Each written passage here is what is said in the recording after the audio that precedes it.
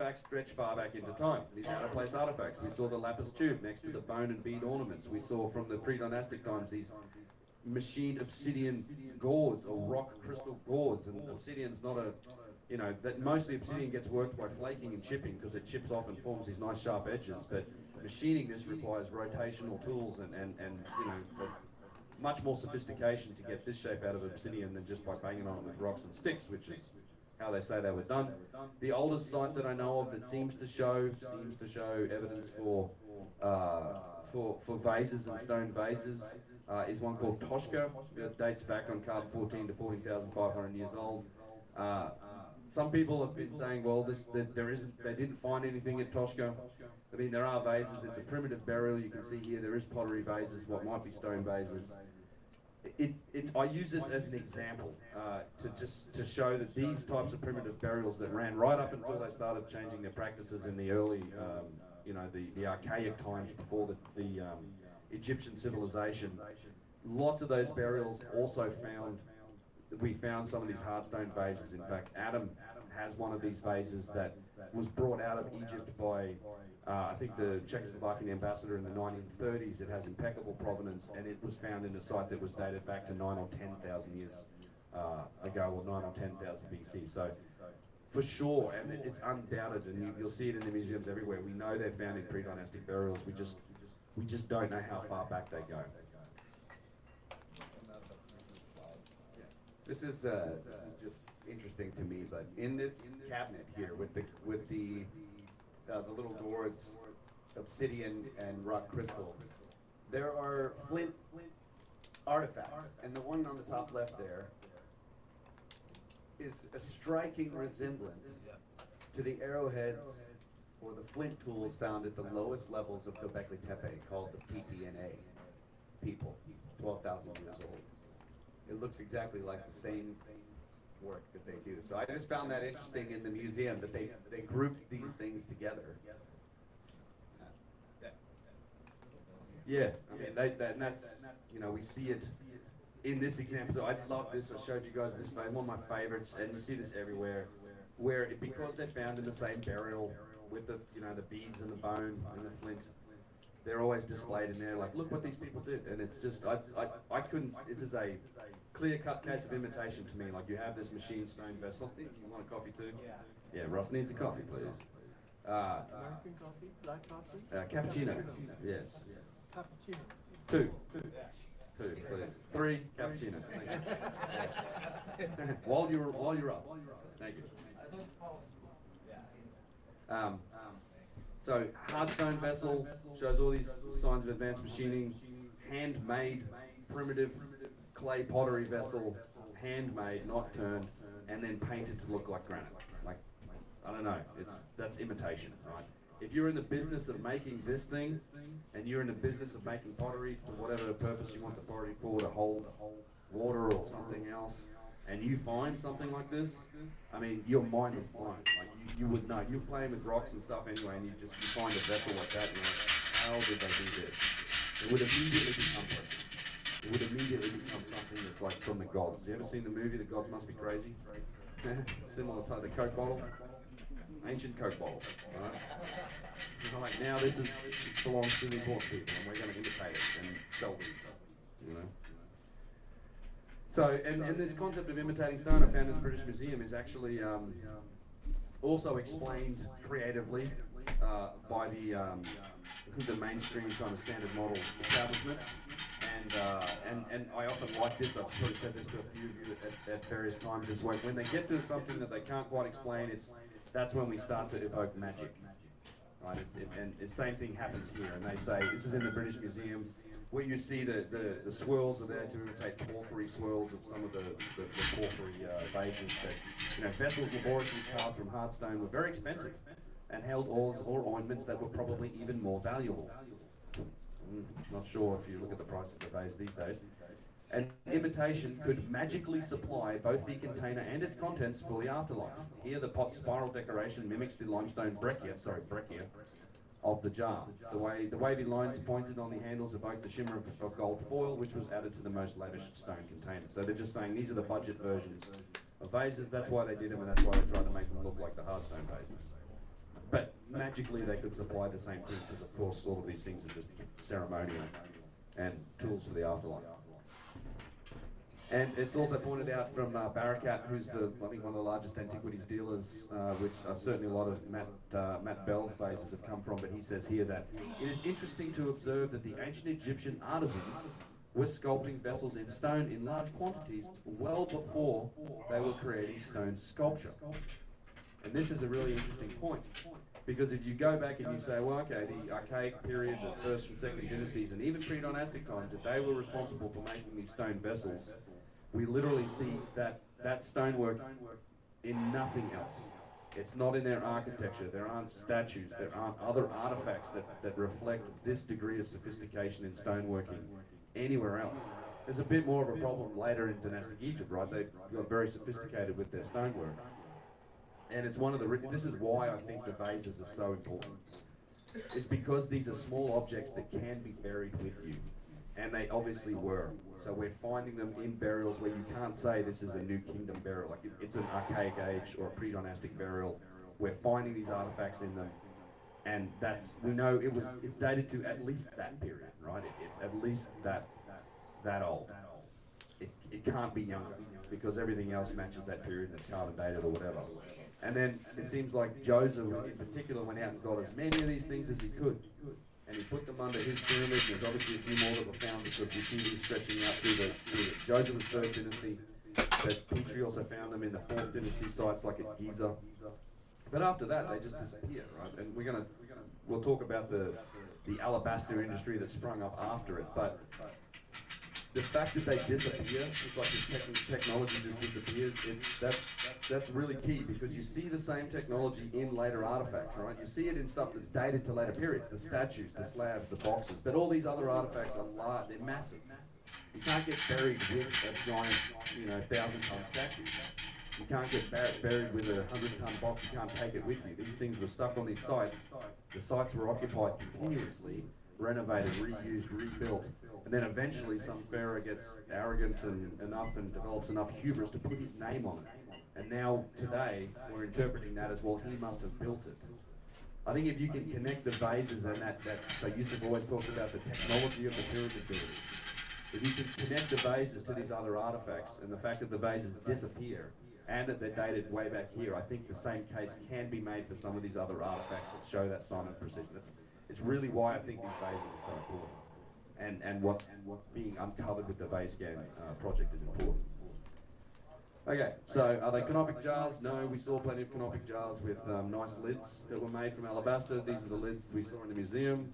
You'd think if you could make the vase, you'd make a lid, but when the ones that were used for canopic purposes, they had mud lids like this. We went through this in the Imhotep Museum, the standard model explanation for them. There's that one scene on the wall where you have a bent stick with weights and they're rotating and drilling and they're rubbing on stuff with rocks and sand and polishing them up. And this is the blanket explanation that gets used for how all of the vases were made. And then I think what they're showing you is this tale of two industries, the other industry of vase making that popped up. And we've been over this in Saqqara, and that is the industry of alabaster vase making. Much softer stone, much easier to work than the granites and the platonic stones.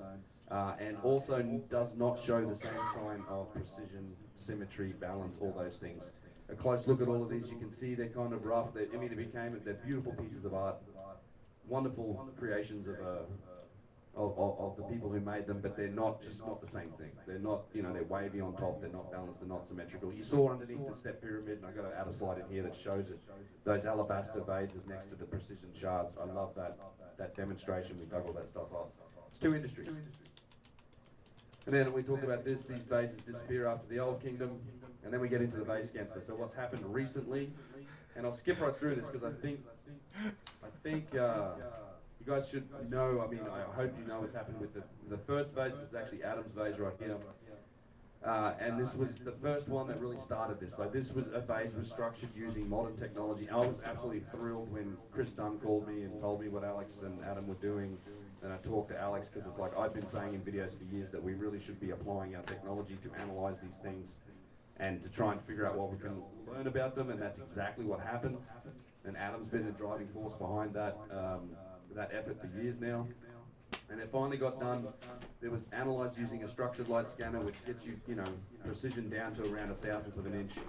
And then that result or that model was analysed in CMM software, or coordinate measuring machine software, by metrologists, Alex Dunn and Nick Sierra. Alex being Chris Dunn's son. These guys work making precision machine parts, for jet engines and aerospace industry. So they really, this is what they do. How many we got scanned? Well, you have like 5 plus scans, but they're not. How many? 5, 600. Yeah. But they're not all. Yeah, not all. I mean, I know Matt Bell's had at least 15 bases scanned now. He's getting them scanned, so he's scanning them in he's using CT X-ray, which is micron level precision. In fact, I got an email from him the other day. I'll be chatting to him when I get home. But a lot's now, and this is the update. This is kind of where I want to go with this, because I'm not sure you've seen.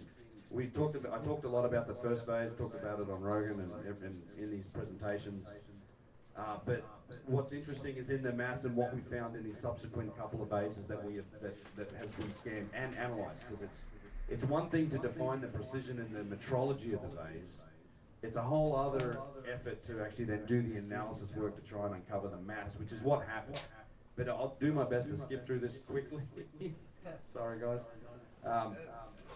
So in order to do this, you have this like a 3D model of the base, and it's generated by a point cloud system that's just, think of it as just millions and millions and millions of little dots and points of reference, right, that make up this model. So you have to establish like a reference frame for measurement. So you basically build up this XYZ three-dimensional reference frame and coordinate system that now lets you, basically measure everything and put everything into relative position next to each other.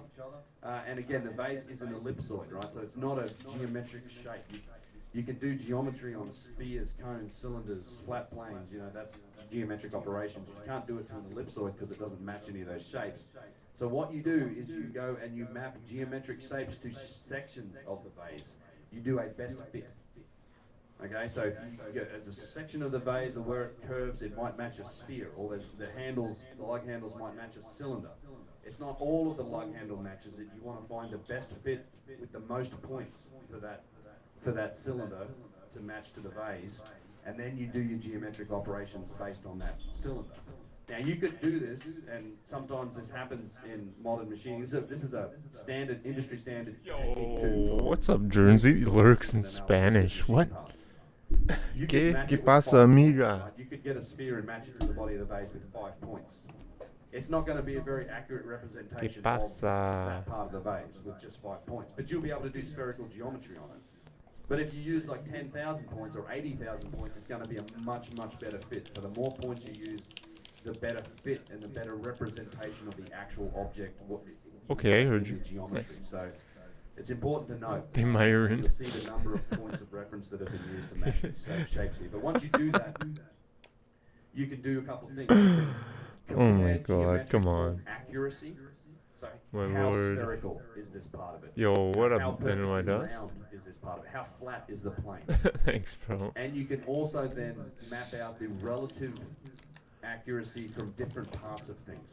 So I can say, My I'm going to lord, measure this everything is relative to such the a top good surface quote. of the vase. So now I can see how I'm gonna have to pin perpendicular this. is it, how parallel is it, and that's where the I don't know why that's where it's the not true working to pin, whatever. sophistication and complexity of these single piece artifacts what it comes is. out. It's in the relative geometry of the different faces. So think of it like this. I'm good, dude. I'm box good, bro. instead of Welcome the- back. the Thanks, Jonesy. lagoon Thank box you. or something. How parallel are those end walls apart from each other? How are both of you doing? How perpendicular are the side walls relative to each other? It's not just a matter of like how good does the corner look or how flat is the surface.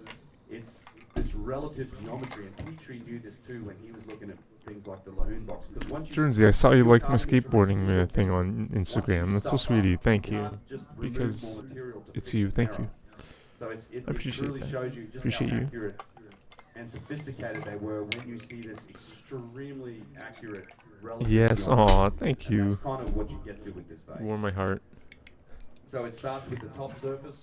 I want to improve. I want to get better. That isn't like my My We magnus start with the opus or flat whatever. plane My on the top of the magnum right, it's a opus. flat- It's a flat plane on the on the top of the I do base have lip. more in me. It uses nearly 4,000 points of reference to match a plane. It has I want a to try run out, fakie, not run out, but a fakie board slide variation to from that flat regular plane out. of 3,000ths of an inch. I think I could do that. So it's 3,000ths of an inch off being like perfectly flat. Like a And that 180. then gives us reference surface A. So think of it as this horizontal line that now we can measure everything else against. That's my next one probably. And for reference, that what is 3,000ths of an inch? Inspires you? Well, What? Thank right you. here you can see a precision caliper being used to measure a sheet of printer paper, and it's somewhere between. Thanks, I know 2 and nice. 3 Aw, thanks. It's so thousandths nice. of I an know inch with the thick. sun. Oh my gosh. So, no, it's Stunned? sorry, it's more. Aw, more than that. thanks. This looks like between 4 and 5. Aw, cubic thanks, area Jeremy. between 2 and 3 thousandths thick. Inspires Sheet you? of What? printer paper here, thin sheets just under 5. You inspire me, Jersey. Thick. So this is roughly, that flat plane is off by about the thickness of a human hair. So you continue from there, right? Just So do a take cylinder care is on, mapped like, to the base mouth. You can see the the motorcycle blue or a bar on the motorbike map or is whatever you're using, driving. Just do take nearly care. 11,000 points of reference. Although it's damaged, and you can see the Obvi- damage in the scan here. The cylindricity of it, so how Inspires how well nice. does it match that cylinder is within 13,000ths of an inch. And what's I'm glad I astonishing about inspire you. this is once you have a cylinder, you obviously You got a inspire me, center Journey, line and to that NY cylinder, Dust. a vertical axis, and you can say, well, we've got that top axis. How perpendicular is that vertical axis to the top axis? So how Where'd well it did go? they make this relative, or how flat did they make it relative to the center line? And it's Motorcycle? within 1,000 No. inch. So this is astonishing. No, right? don't do that, This Jersey. one is basically perfectly perpendicular to the top, Do to the not top plane. pass away. You are not Yeah, allowed the to margin pass area is away. very, very small. Well, the base mouth. Well, it's measured, so the cylinder maps from You about are here to here important. in the base neck. You matter. You matter to me. So using that cylinder and that vertical line, we're now establishing basically a vertical axis, right? So now we've now got a center line for the base. We've got a top plane and a center line. And you can measure everything against it. And this gets really interesting because you have a Has sphere now that got matched. became So you immortal. actually see these Oh, symbols here. nice. It shows you a sphere that's matched to here. So with a sphere, you can look at, well, where's the center point? of the Nice. sphere? And this is one of the larger numbers we saw. It's like nearly 80,000 points of reference to match this sphere. You can see it'd be a very big sphere, right? Huge sphere, but you match a portion of it to this. But it's using nearly 80,000 points of reference, so it's a very accurate representation of the Immortal, base body. yeah. That's And awesome. It's That's the its best. center line or its center point is within 17 thousandths of an inch off the center line of the base. And this is the biggest number we had, but it's still Grinding on Nick stream makes a too. really good point of saying how actually Who, me? remarkable this is. Oh, I because get it. I what's understand what also you're showing saying. you is that it is almost perfectly You can see spherical. what I'm doing. So with spherical I get it. geometry, if you squeeze funny. one side of the sphere or you move it around, it really affects where that center point is. For sure, So not buddy. only Heck is yeah, it my close man. to the center line for the base, it's also basically almost perfectly Oh, yeah, sir. spherical, this section of the base body. I'll show you the up close. Yeah, it just shows you this consistency of how perfect that work is around the base body. And then the other end of the vase, same thing in the vase bottom. We can match a cone to these sections Oh, no. of the vase bottom. Oh, using what a catch. 60,000, What a points of catch. reference. We can measure its parallelism to the center line within 9 thousandths of an inch. We can measure its perpendicularity to the top plane. That's within 5 thousandths of an inch, and that's an interesting measurement because you're measuring something at the bottom end There's of a the different vase, animal. and the top plane's at the top, so you're still within Thanks, 5 Jersey. thousandths of an inch You are too. across that difference. And just so You're you know, different. these numbers again, In a good way. relative to the width of the human hair. I mean, these are tolerances that are really only hit with some of the, you have to be very deliberate about trying to hit precision to this level. Like machine parts in an engine, the rotating parts and the parts that are touching each other, you might be talking about a couple of thou of precision in making those parts. But the other parts in an engine, it's not going to be, you're not going to make them that accurately because you don't need to in 20 or 30 thou. But we're seeing parts here that are blowing the minds of kind of like aerospace manufacturing engineers that are seeing this like, what the hell is this? And when we analyzed other vases that have been made, like modern marble vases, and they're not really anything even close. Like it's just, yeah, these numbers, you wouldn't expect to see these sort of numbers, and you're certainly never going to hit these sort of numbers building anything by hand. And that's kind of the challenge. What we're trying to show with this is, you'll never get, this is, to suggest this was made by someone rubbing on it with sticks man. and rocks and sand is Oh, outrageous. dude, it's really nice. It's a really nice one, I think. Yep. So is the bottom convex or concave? flat bottomed, isn't it, Adam? No? What's a radius? Every surface has a radius. Yeah, buddy. So Fucking if it's insane. convex, then is it like, it looks like it's octagonal? Probably concave. Yeah, I don't know if that is. They all spin to one degree or the other. Yeah, On the- convex, yeah. Yeah, even the ones that seem to be flat bottomed will still sort of spin on a flat surface. And I just wonder if that like octagonal. So the lug handles get very interesting when you consider the manufacturing of the vessels, and I know we've talked about this. Like, you can imagine a vessel without lug handles being made on a lathe, like it's turning, and you can make that shape on a lathe. The lug handles make that a lot more difficult, and the guys measured the lug handles. They matched cylinders to the lug handles, although probably a Torrid would have been a better fit, but you can match a cylinder to them with slightly over around 4,000 points for each of them. And they turned out to be astonishingly accurate relative to the reference surfaces, the center line and the base, at the top of the base, within, what have we got, 1 3,000ths of an inch. And then they're also very relative to each other. So one of them we determined you can make it reference surface F and then compare the other one to it. And its cylinder is perfectly parallel to within, I think, 7,000ths of an inch on this screen. So these are on other sides of the face from each other. And the issue with the vase handles is how do you make them on a lathe? It's you would have to create a bull nose, right, that runs all the way around this thing, and then you have to go and you'd have to change your process. You have to take it out, change a different tool, different process, and remove this area of the vase body between the handles.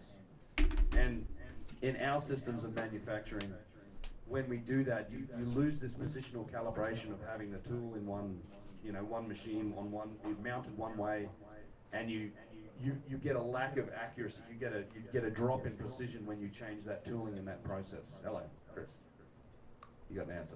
As opposed to the Romanian wood turn Yeah. stuff. Yeah. You can do this removal between these two to create the surface that passes the rest of the turn surface without letting go of it. Okay. You're turning, but you're So- turning the partial surface. Yeah, so Chris is saying you can do this without letting go of it by turning, basically instead of it continually spinning, turning in partial circles. Yeah, oscillation back and forth. Yeah, I mean, I can see how that would work too. But there is cleanup when you get really close to You each gotta get cleanup.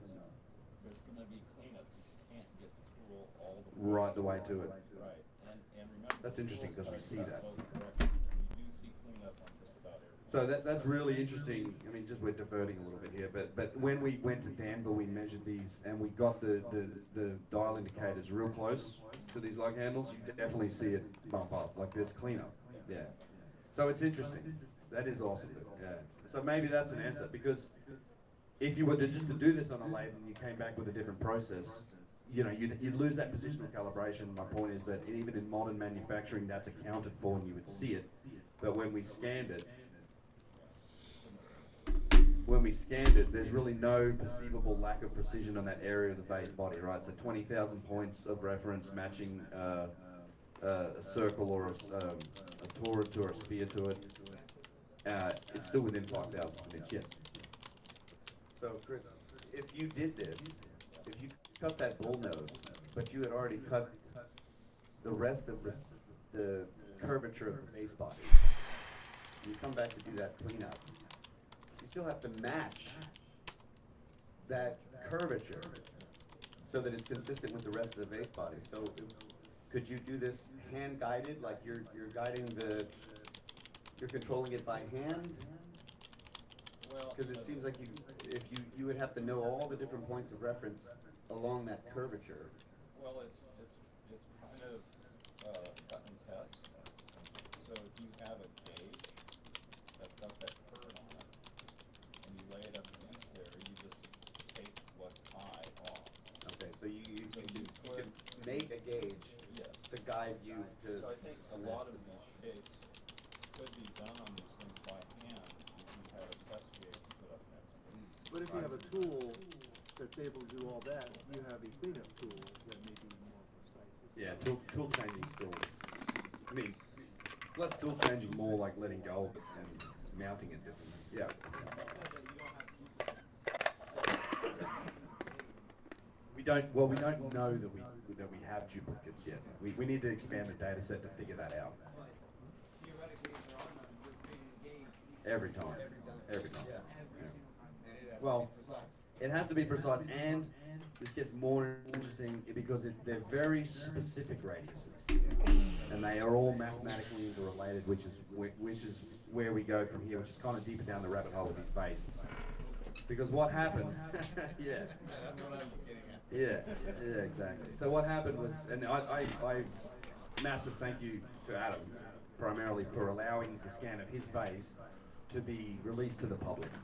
Because we open sourced it, I put it out on the website, and we did the videos, and people got interested. And this is the power of kind of that crowdsourcing for information. But it turns out there was a photographer in Denmark who was not at all interested in pyramids, that saw the video, but he's a machinist and he's a polymath, he's a genius actually, Mark Vist. He runs a website, unsigned.io.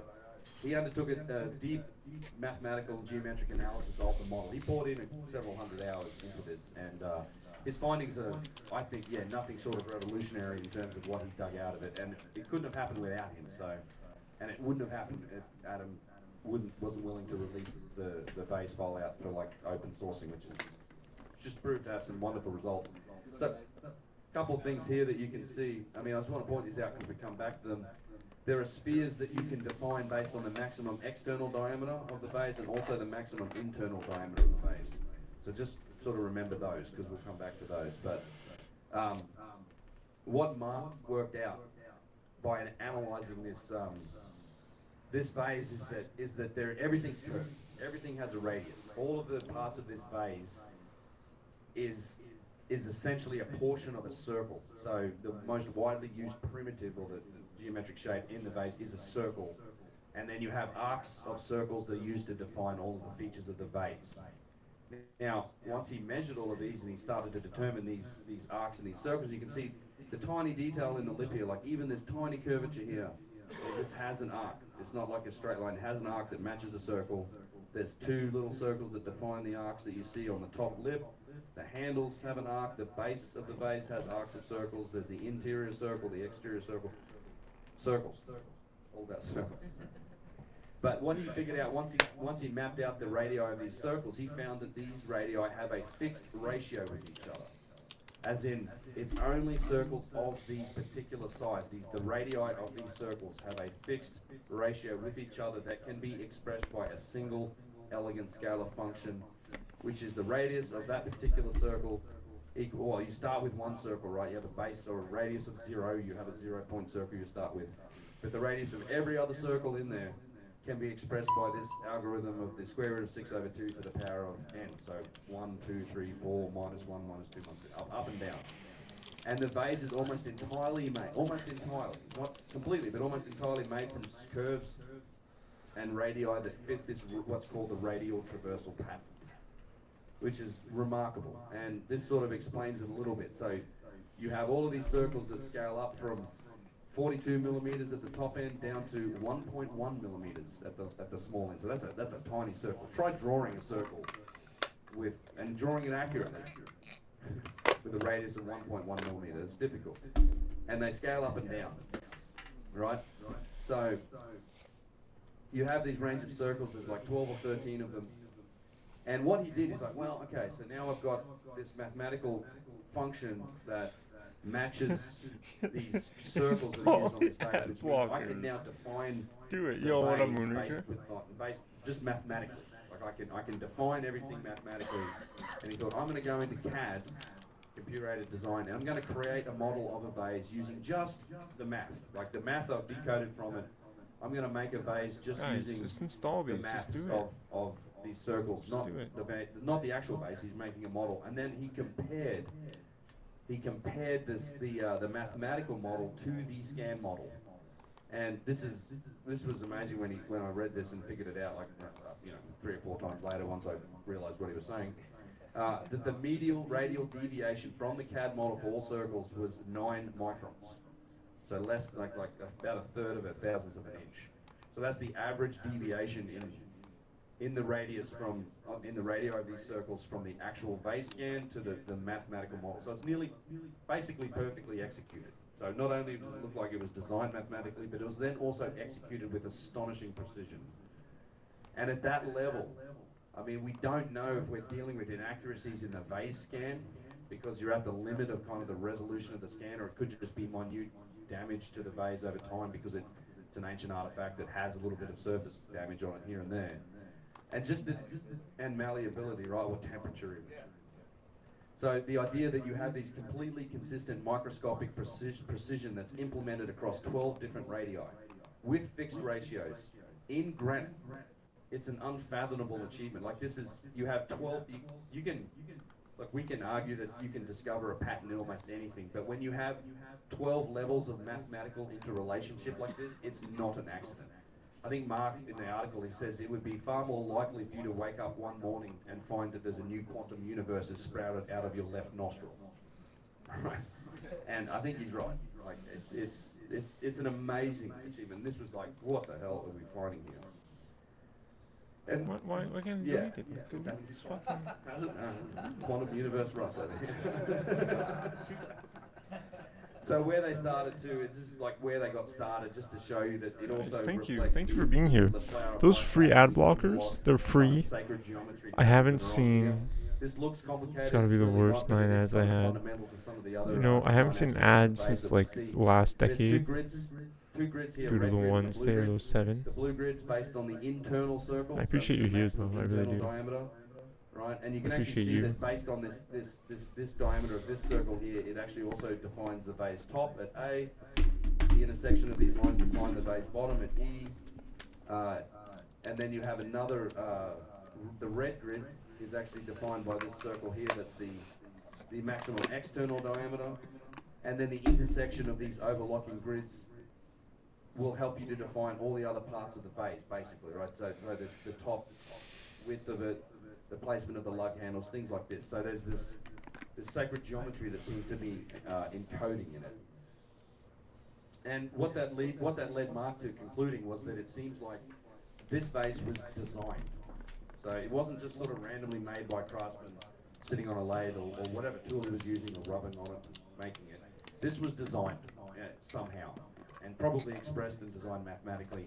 And then that design was executed with remarkable precision in a manufacturing some sort of manufacturing system. So one of the other fundamental concepts of this vase is the use of the 1 radian arc. Radians, if you don't know what they are, you can follow this diagram. It's a really simple way of expressing angles, a bit more elegant than our sort of 360 degree system that we use today. You basically take the radius of a circle, you take the distance of that, you lay it onto the circumference of a circle. The angle that it makes is 1 radian. So there's 3.14 or pi radians in half a circle, and then there are 2 pi radians in the diameter or the circumference of a whole circle, right? So you can express angles in terms of radians, which is also a reflection of pi, right? Because pi is this fundamental part of that circle geometry. But what we find in the vase is that the 1 radian arc has been used to define several of its features. So using that internal circle up here at these matching it to these points B and the vase top, the angle of the outside of the vase is actually forms a perfect 1 radian.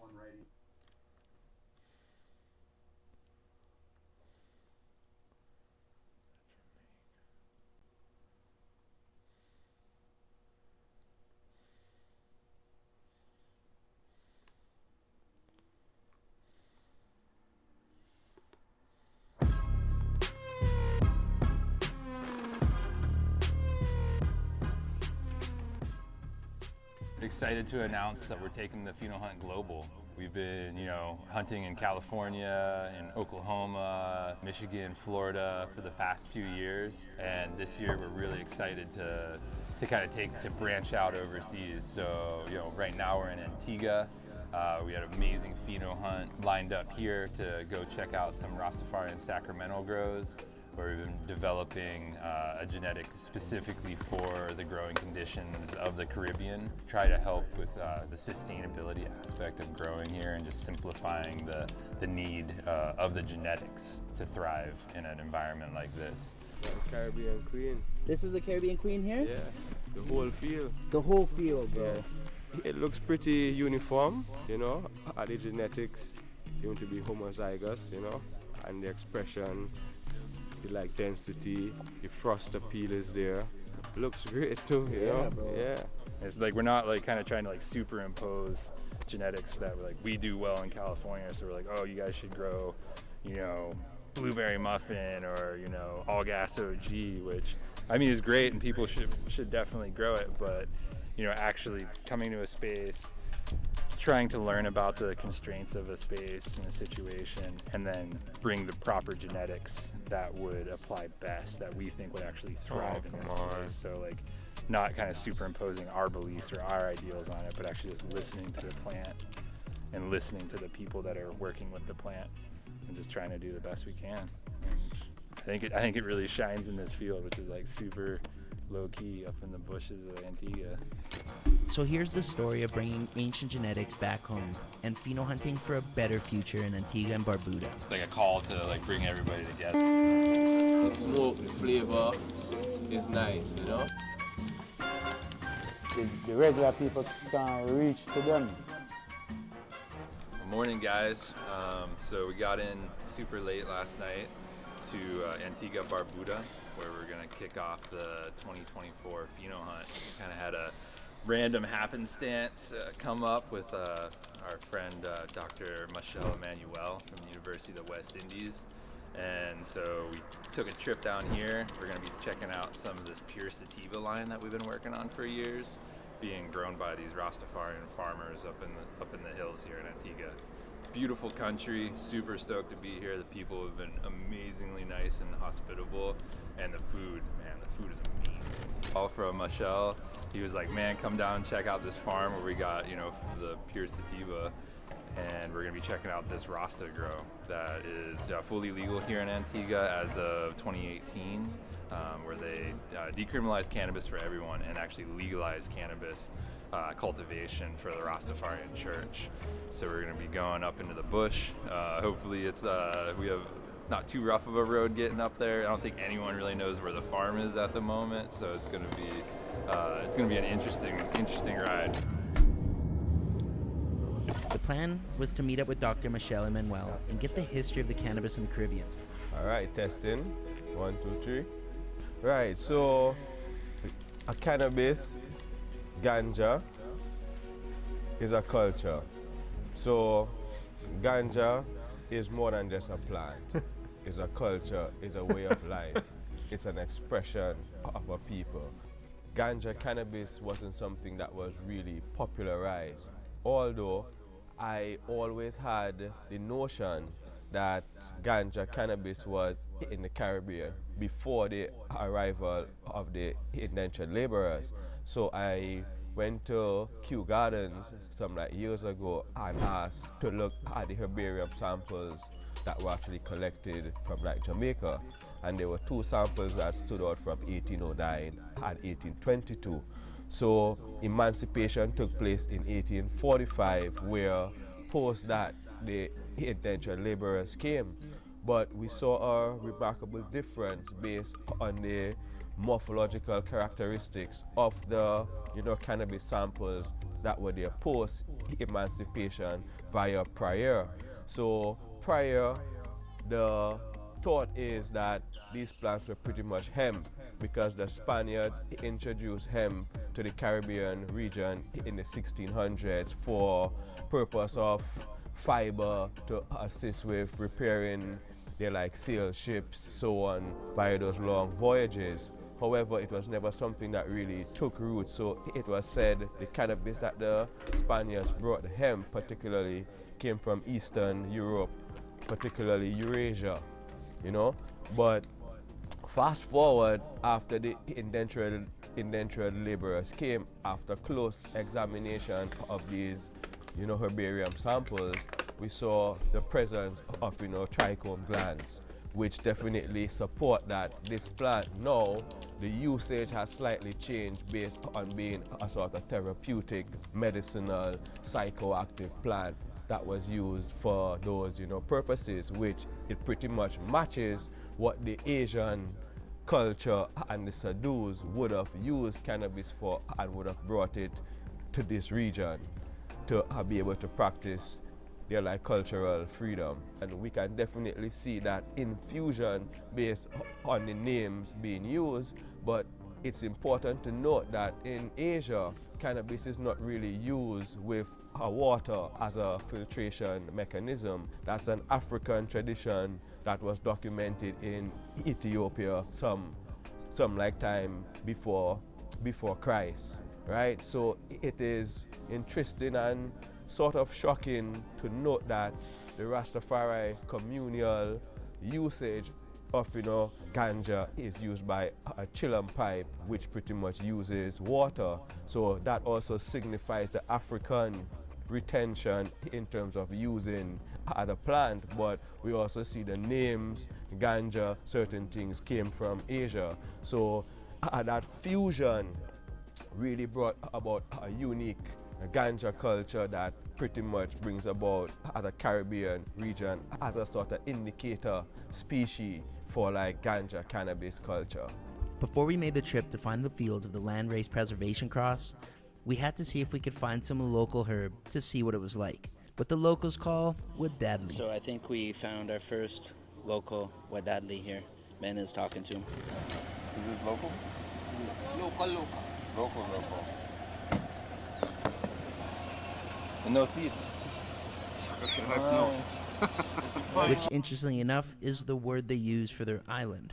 So every time they're smoking a little bit of Wadadli, they're smoking a little bit of the island. Script here, or does anybody can have a little bit of herb? It's 14 grams. It's 14 decriminalized. grams. Yeah, you can walk with 14 grams on you. And what happens if you get stopped with 14 grams? They don't touch you. It's Nothing. legal. The 14 grams is basically legal per person. Okay. Each person can have 14. As long as you don't smoke it in public, and they don't. Because some cops are wild. What just went down there, bro? Dude, so we just scored a little piece of wadadi, the locals call it, a little piece of herb. First place we went, walked down to the beach, a couple of guys just kicking it, they're already drinking a couple of beers, and they had a little local grown. Found a couple of seeds in it. We definitely, stashed them away. They were stoked about it. They were stoked on the whole situation. They were happy to talk about it and share their kind of take on what was going on around here in the cannabis scene. But yeah, first smoke of the day, first toke here in Antigua. There it is, dude. It's definitely a little brown, but it's got a little terps left to it, a little bit of like terpenoline kind of vibes to it. Like, it's not the freshest, but it's Caribbean style for sure. I guess. Did you expect it for us to find duties that quick? That was really fast. Right? It was time to make the journey and find the prophet Rohan in the fields of Caribbean Queen. How you doing, brother? Okay, here, I'm gonna throw it into your shirt here, bro. You know that big open land that veggie newly push off on me? And him reason. Him travel around, so till when he meet me, it's just like this, me and him a reason and thing on me, Rohan was from the Rastafari mansion of Bobo Ashanti, also known as Bobo Shanti, and the Ethiopian African Black International Congress, EABIC. Yeah, Rohan, do you want to introduce yourself? Yeah, we say give thanks again, We ever give thanks for each and every one of us. So whether a person, a Rastaman, or is an ordinary person still, marijuana have a lot of influence on people still. But as to my personal feeling, it make you have a lot of compassion, It make me have a lot of compassion towards humanity and even, the earth itself. It make me have a lot of compassion because at times, you would want to use the herb to get economical benefits still, but most time, even when you get money or anything at all, it might bring a little, fuss between you and people or even between yourself. But the herb you always have the herb to relax, give you certain meditation, you see, certain inspiration, where to die even EABIC, still the Ethiopia Africa Black International Congress, through the Divine Church of Salvation. we get the strength from even the church still, you know, sacramental rites, where we could grow medicinal cannabis without even, you know, too much interference, you know, so. Here's our first stop for the 2024 Global Pheno Hunt, and we're here in Wadadli, aka Antigua, Barbuda. So yeah, we're here in Antigua and Barbuda. We're touring this beautiful Sacramento farm with our friend Prophet Rohan, who's been the heart and soul of this place, cultivating these beautiful pure sativa plants. Our dear Dr. Michelle Emmanuel from the University of the West Indies, who's been overseeing kind of our Humboldt Seed Company's genetic push into the Caribbean. And we're here with the CEO of the Cannabis Authority, and then of course Jasmine from Humboldt Seed Company came all the way out here with us to check out these plants. So we've grown some of these in Northern California years ago, and we brought them down to the university where Michelle did a little magic with them, and now we're standing in a field of almost around 1,000 plants, and we're seeing some really cool phenotypes. We're going to go through and do an actual rating right now and try to find a unicorn. Yeah, it smells incredible out here, and it's such an honor to be here. Interesting how there's a little bit more variation over here compared to on the other A lot side. of them have heat. One that speaks to them, and then talk about why you like that one so much. Okay. I know they're like babies. Yeah. You gotta I have one right there. Oh, which one? This one? Yeah. That's the one? Yeah, she's my favorite. This one, yeah. Let's go check her out, man. Come, let's check out this one. Why she keeping our leaves? I did. Real, you know, skunky. I did think you were African. Those sativa, she look real I did. nice. Yeah. I mean, she's super stacked out. Yeah. I thought that. Like as far as like sorry. the bud structure, like she's just dense. No I room assumed. for more. Yeah, that's I a assumed unicorn incorrect. right there. These are weights. Yeah, for You know, sure, like a you know. stick. And she's frosty. Yeah, she's super frosty. Real nice. No, so Jesus. what would you rate her as? For Sorry, I'm laughing bigger at the compared to AI everything response. else that we're seeing here? One scale 1 through 10. I did, Big girl, Guernsey. you I like thought you one were for eight? from African 8 descent. for It's bigger. cool. We're from Caribbean. That's nice. for Do you know yield. where? Yeah, That's awesome. yeah, 10. Yeah. We're gonna get. She's the unicorn. Okay. Yeah. Yeah, based on the way the buds full up that plant there, yeah, for sure. Yield, And what about smell? for sure, it's Can you give her a amazing. sniff? I'm curious to hear what you think about smelling her. Sure, Sal. okay, Wow. fucking Let's gross. go. Yeah, man. What does she smell like to you? Yeah, what's she smell like? That's Describe right that. on South America, right? Coração means heart. Yeah, just beside Aruba. Wow, amazing. Insane. Oh my God. Oh my God.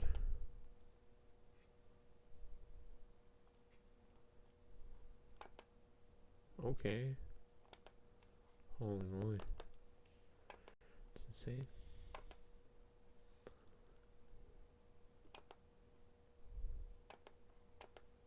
That's cool, Drinzy. Oh, she smell fruity. Fruity. What kind of fruit? our spicy. What are they kinda speaking, aroma. Curacao? Smelling some What language do they carrot in speak? there. Yeah, there's a little bit of Definitely, spice yeah. right English in sounds the front, Spanish or which is Portuguese. really, really nice. Almost like a little toasted coconut, maybe, or like coconut cream. I guess I could Google kinda it. vibe from it. When they sort of That's roasted cool. like coconut, you know? Yeah, You know? exactly. It's Like, turbo like kind of cool. like a Yeah. roasted. Yeah. Yeah. This is the winner. This is the winner from the pure Happy sativa I'm line. still have to walk. You still have to walk and Yeah. That's amazing. see what is going on. Yeah, but this is our number one for right now. Wow. I have no idea. That's the first time I heard that. I'm sorry. Pardon my ignorance. Wow. That they coming like that they call him man kush, man. Yeah, man, smell that. So, do you speak? Can you speak Papiamento? Because I speak Portuguese. Whoa, nice. And purple. We could speak in Oh, Portuguese natural little Papiamento. just split piece. we're applying modern breeding techniques to these landrace genetics that ligado? perform really well down here. And what that's allowing is traditional farmers without a ton of infrastructure, a ton of Confusing as capital, fuck. to be able to now compete in this licensed market where you have, big investors coming down, big greenhouses, big smart pots, they're like just big everything. That's those are all And Portuguese words. the for, local like, folks can't compete with that. They can't ridiculous compete with that kind of controlled environment. Speaking or, of, feel like that's cool. That's that much input, There or you that go. much financial upfront So financial they've input. maintained- And so by preserving these landrace genetics and modernizing them, we've creating the ability for the traditional farmer to now compete with larger outside investment I bet. farms.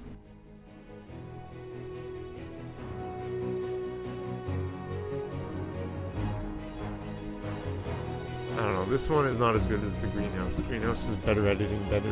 We have definitely seen that based on the trichome density, we have seen where the density in terms of comparison to the original landrace, where landrace cultivars, the trichome density tends not to be as much dense, but we tend to see a different ratio based on the types of trichome shown. So in terms of landrace cultivars, we tend to see a lot more systolic trichomes. Oh, baby, in Cool, the the field, ones this that are one down talking here. about. I mean, honestly, just following Here we where go. the light is right now, I bet you we'll just see, because the sun's going down. The plants in the back are going to be probably a little less mature. That's cool, But Jonesy. probably right on that line is going to be like the nice zone. So you can tell this stuff gets a little less light on this side of the garden. The plants are shorter, the buds dense, but it's a little more leafy. Like just the individual buds are a little leafier. And it's once we start seeing them all getting calyxed out. There's like this one, there's barely any leaf on the cola. A pristine dream. Where are you? Where are you, beautiful one? It's fat and it's not damaged a lot. There's not very much. There's a couple of little worms on the outside, but we can pick those off. I don't know. Ooh, come check out this thing, dude. Be pretty. Yeah, she's just like frost on frost. The leaves are thin, but the bud's dense and frosty. I'm actually curious to look at the trichomes under some magnification. It's not quite finished, but she's a queen, Caribbean queen. It definitely smells like banana mango. Hell yeah, banana mango. It's not that she's not the biggest, but the beautiest. That one kind of did the same bud structure and is bigger, but the leaves are toasted on it. This one looks like an old school, like Jacaré or something, the structure on that, or like a Dream Queen, or like a green crack maybe. This one's got that just frosty, weird indoor look, where this still looks more like an outdoor plant. And just the leaf ratios too. There's a lot more leaf on this one. It's throwing down harder, that's for sure. We cut off this plant. Yeah.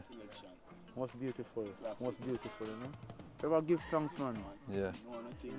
This looks like it's growing inside. This is like the calyx to leaf ratio. It's all bud. Keep it in an air condition, man. Yeah. Hell yeah. Respect. Good farmer. Yeah. Respect, guys. Keep it up.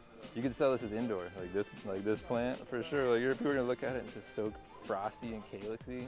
Yeah. Yeah, man.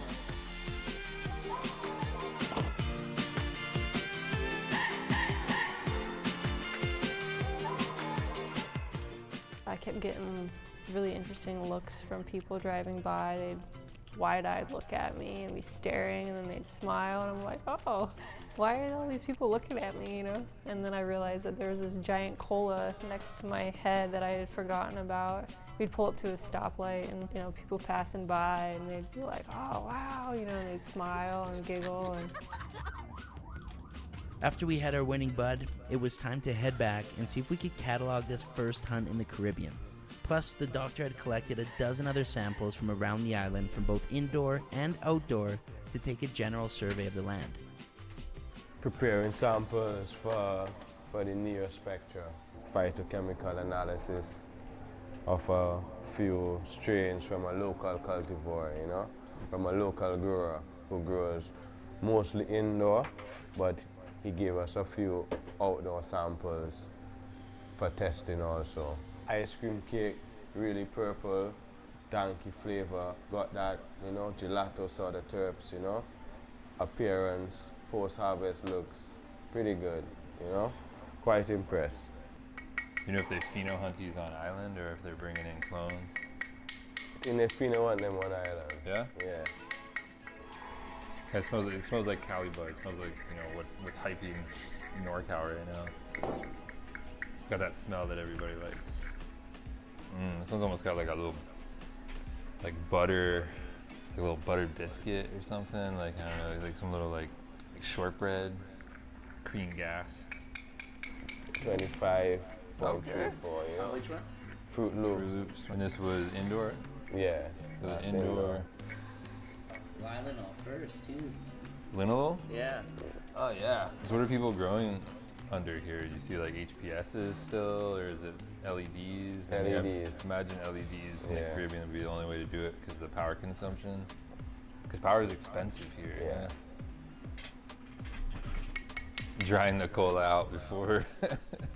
Definitely the Trailer Park Boys of the pheno hunt. I mean, we're roasting, or not roasting it, but it's being baked right now on a very, very low heat. It's probably like 100, maybe 20, 130 degrees on the oven. Doors open. It's on the upper rack. You know, there's a lot of airflow. There's a fan right above it. It's probably gonna dry out in like 45 minutes or something. But we're probably destroying all of the terpenes for sure. We're vaping off all the terpenes, but we should get a fairly accurate cannabinoid profile from it. Just looking at potency, seeing how she stood up outside. Just curious. We usually see her test at like 20, 21%, 22%. We're kind of doing something non-conventional here. No, but Ruben told me there's a little portable oven that he uses. You can just travel in the field, get the wet herb, put it in the oven, and it, like for 12 minutes, something, take it out, test it, and you get cannabinoids. So he was urging me to get that oven also. Oh, okay. So this is the approved SOP for drying herb. Yeah. Thanks, Ruben, for teaching us how to dry our weed properly for cannabinoid testing. Because I thought this was kind of crazy when I stuck this in there, but it's getting close. What do you think? Is she ready? I mean, she's close. Prepare it then. Yeah. Grind out some. She's smelling interesting, that's for sure. Fresh.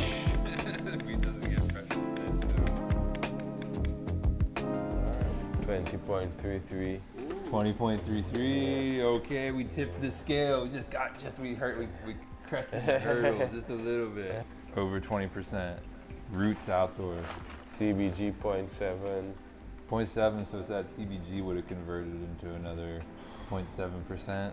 Yeah, man, you definitely passed the test. That's from, yeah. The proof is in the pudding. Like, you can do well growing herb outdoors, simple, sustainable in the Caribbean without lights, without smart pots, without, imported soil and imported nutrients, and really just having the right genetics. And you can compete with people that are growing, growing modern genetics indoor settings with synthetic nutrients. You're growing herb that's as strong or stronger, with the 25% Emerald Fire OG that we saw that was all outdoor. Like that was incredible. Like this stuff that we're about to smoke right now, like that's 25% outdoor weed, and just based on the genetics. The setup was small, the setup was just chill, it was low impact. Put it in the soil and let it grow. Yeah. That's all she needs. That's all she's ever really wanted, is to be put under the sun and let grow. Yeah, and put back where, she's from, in the Caribbean. You see how, she's just in her element, Yeah. It was cool. She got to come up to Humboldt and play a little bit and then come back down to where she's from and come hang out with you for a minute. Right, yeah. We're seeing her here, kind of let loose Right, And yeah. yeah, she's thriving back home and she's happy, so respect, man. Yeah, respect too, you know. When we first met, I didn't think we'd be here doing this. True. And not in Antigua and Barbuda, you know, for sure, you know. Yeah, Michelle, thank you so much for bringing us here, dude. Thanks for sending me those pictures. Yeah, man, of course I have to send you them, man. This is the ultimate, like, oh shit. Like, the ultimate teaser.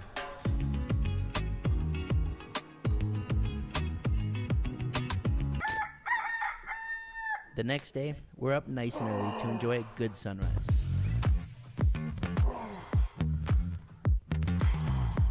With all the news coming out since the announcement of Antigua and Barbuda's new outlook on cannabis, we believe that we have to provide a space for everyone at the table. We wanted to hear for ourselves, and no one better to talk to than the CEO of the Medicinal Cannabis Authority in Antigua and Barbuda, Mr. Regis Burton.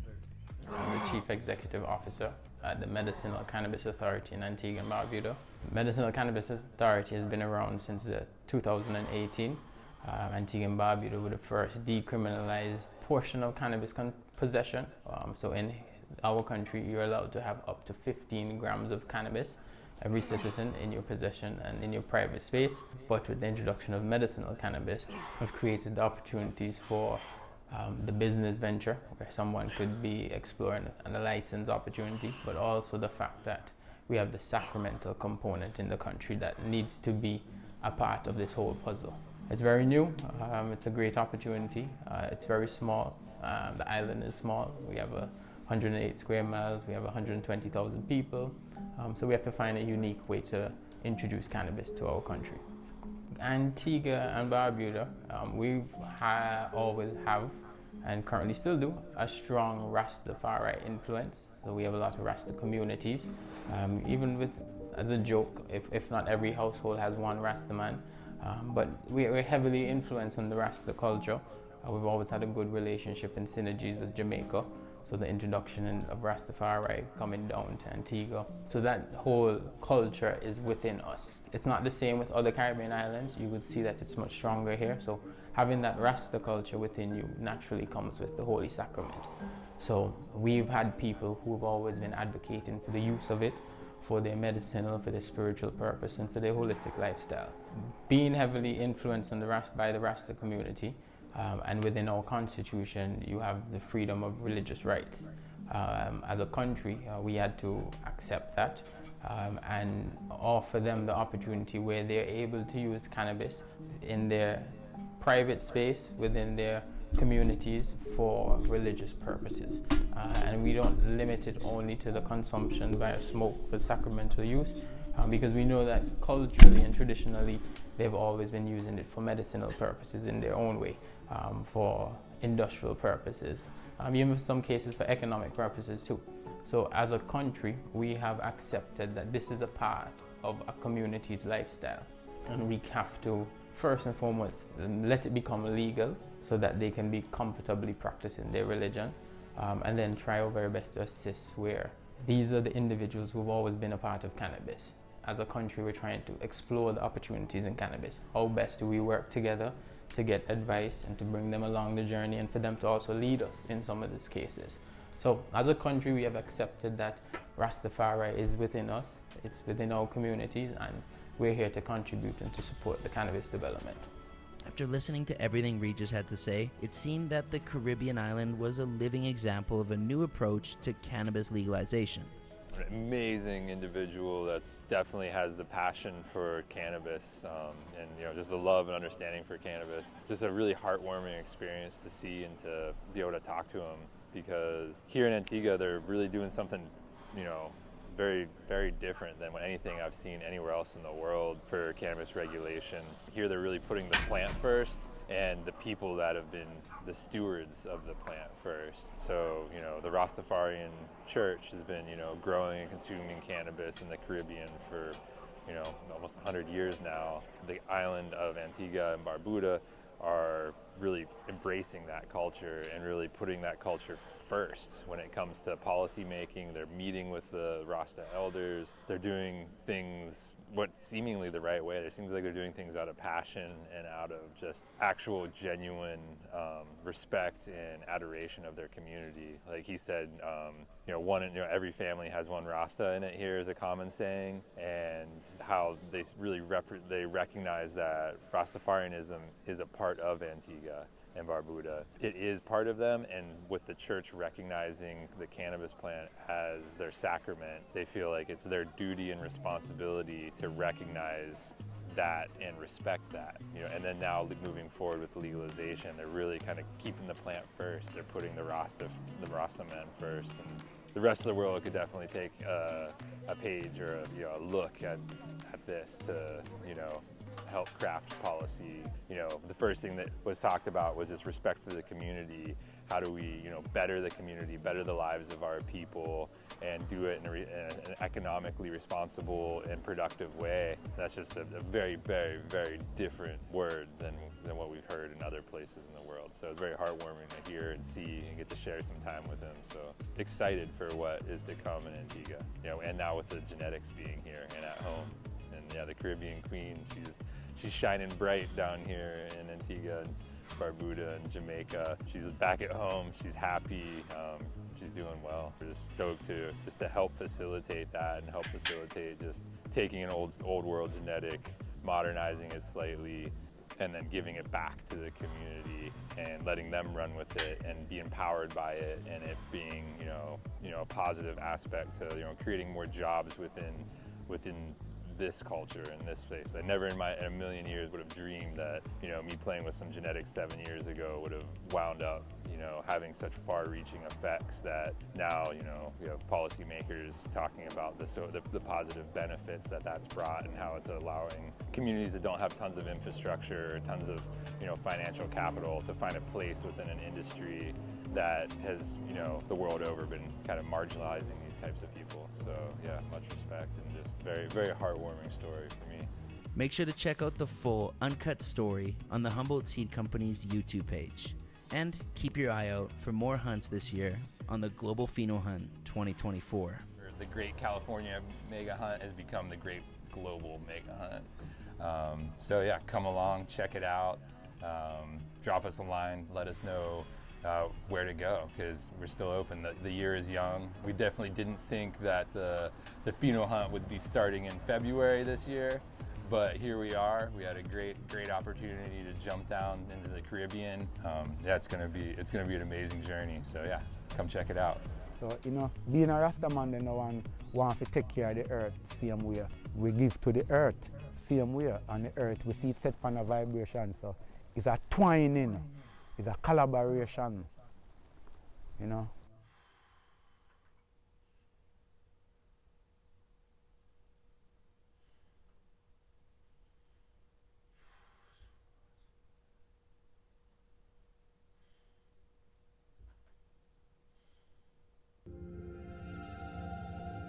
I first had my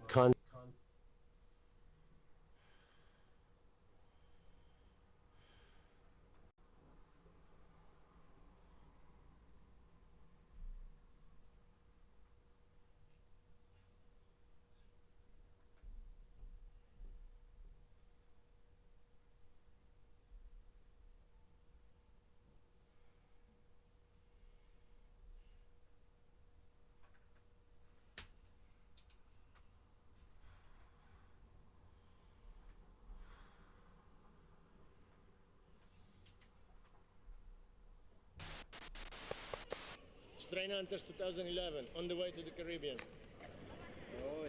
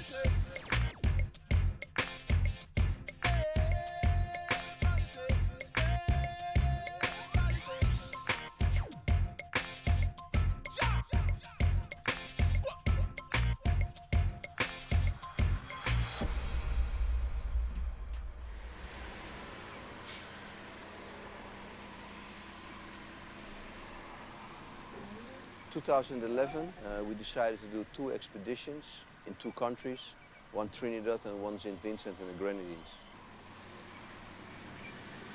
The main reason we wanted to do these 2 expeditions in one movie is to show the whole world the different policies related to drug law in 2 countries and how it's going to affect those 2 countries in the future.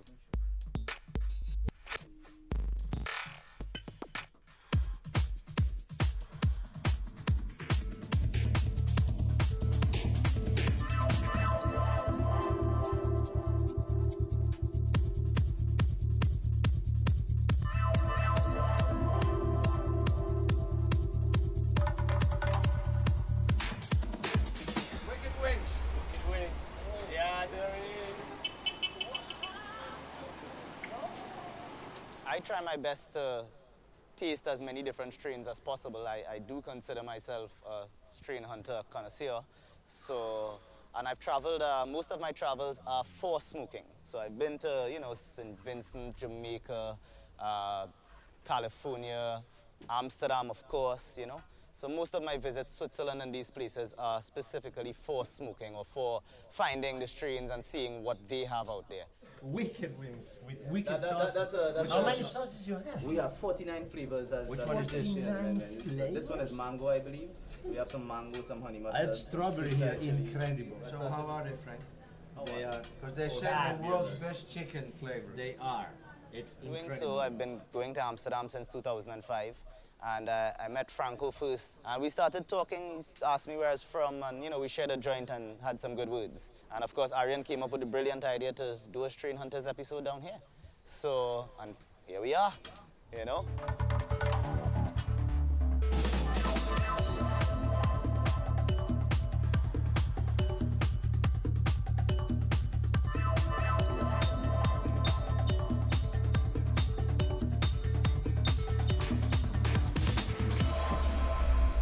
Unfortunately, when we landed in Trinidad just after our scouting trip already a while ago, they enforced the state of emergency. That means there's a curfew from 11 to 5 in the morning, and already the tension that you felt in the island was intense.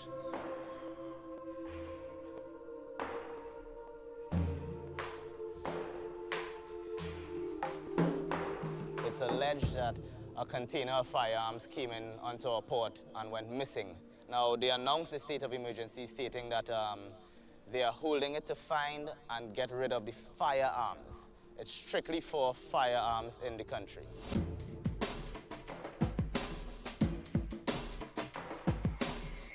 So they've arrested a lot of people and they found a lot of cannabis, huge seizures of cannabis, but they've only found something like 50 guns. And Trinidad is a small island with huge amounts of firearms. They don't seem to be going really after these things. Do you think that these severe laws make it worse, the whole prohibition? You see more problems because of cocaine and arms and no-go areas? Because I remember last time we passed an area, even you could not go in there because it's a no-go area. This is Trinidad, you know, you have a no-go area, it's such a small island, how is it possible? You know? Yeah, no, there are areas that you know, they're very dangerous areas. The arms trade in this country has grown large, very large, out of proportion. And the sad thing is the government and the police officers or the police community always seem to associate the firearms trade with the cannabis trade, whereas it's not true at all. Trinidad. Para Trinidad. Toast and the chicken. Yeah, man.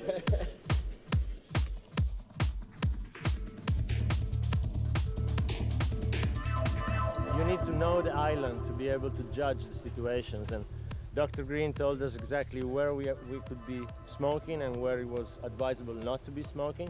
We had trips in the car where it was very dangerous to smoke, for example, when we were driving on the highway, because we could be stopped at any point.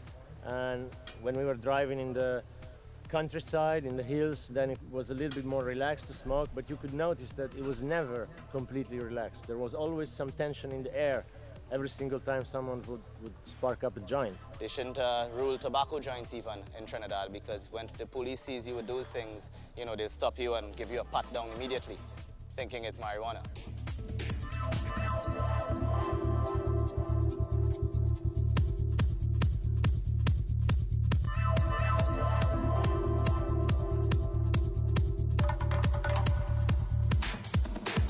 Trinidad, first of all, we do not mix tobacco with our herb. Yeah. Right, that's the first thing. And usually, a lot of people, when they smoke a joint, they like to smoke a cigarette afterwards. So some ingenious Trinidadian came up with the idea that maybe before the joint is finished, we should open back the joint and stick a cigarette in it. And that's where Trinidad first came up with the roll-on, because you're rolling the joint onto the cigarette. Right? How long are they doing Oh, this? for as long as anyone that I've spoken to can remember. A lot of us like to break a little tip off the cigarette. It gives it a little more intensity and taste. And then you basically add the cigarette to the end of the joint just the same way you would add a roach, or a filter. Right? You would put it in, and basically you tuck around the cigarette. Easy to try with a pencil at first. Once it's tight enough on the cigarette without creasing the cigarette, because if you crease the cigarette, you'll get some smoke passing. Just lick and stick. And there you have it. You've got yourself a Trinidad roll-on. This part, the whole thing is called the roll-on. When the pure herb is finished and it gets to the cigarette tastes like the herb. So we call the cigarette part a funk, because it tastes funky.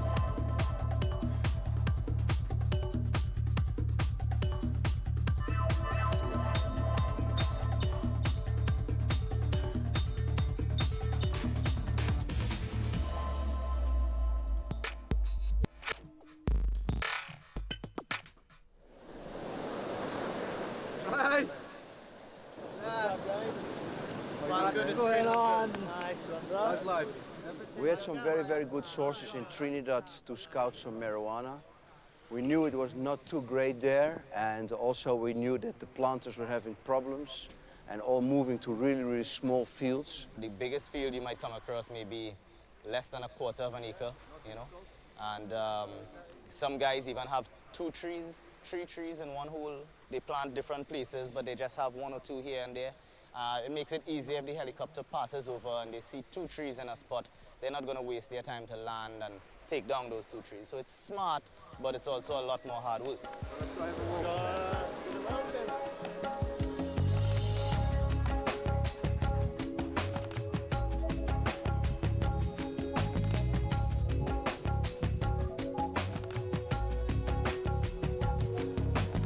They basically use the unique terrain, the mountainous volcanic terrain, to their advantage. You have to walk really, really, really far. You feel like you're dying. You slip, you squelch, you fall down. The mud itself grabs your feet as you walk. And this all basically helps the growers.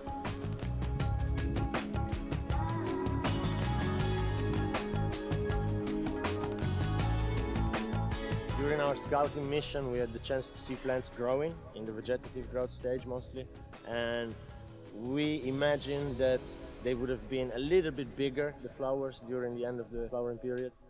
How many plants you have here in this patch? Like 400 or 500? Yeah, more than 500. And you plant like every time a little bit, so every time you can harvest a little bit. When is the harvest time here? Harvest time is be more like this month. September month is more harvest time. Until November. October, yeah. We find some decent stuff. And but the main problem of the state of emergency, also there you saw, is that the planters were really, really hiding their plants between like 1 and 2 square meter little fields, also half an acres we saw, but pretty low grade quality compared to St. Vincent and Jamaica. Too much water. Too much water. Hey, and the fresh land here that you use, eh? This is natural soil. How many years can you use it? Good. Well, you can use this for about 3-4 seasons straight on, but after you have to rest the land. And then you have to rest it. Rest For the 2 land. years? At least 2 to 3 years. 2 to 3 years, and then you can use it again. And the growers harvest it very, very early. That is because the situation of repression on the island is so bad that they are forced to hide and to cut as quickly as possible. So they don't even actually allow their plants to mature properly, to finish their cycle properly, because they live in this panic situation. They just want to make sure they get their crop in, they get some money in, and they stay out of jail. Man, this is crazy. The spicy sativa fresh, it's really, bud is dense here, it's genius. We need seeds from this later. We need the seeds from this plant, man. Absolutely. Yes. And normally now the people now doesn't want to buy the weed with the seed. No, of course they not. want it easy. High grade. We don't want to smoke seeds, man.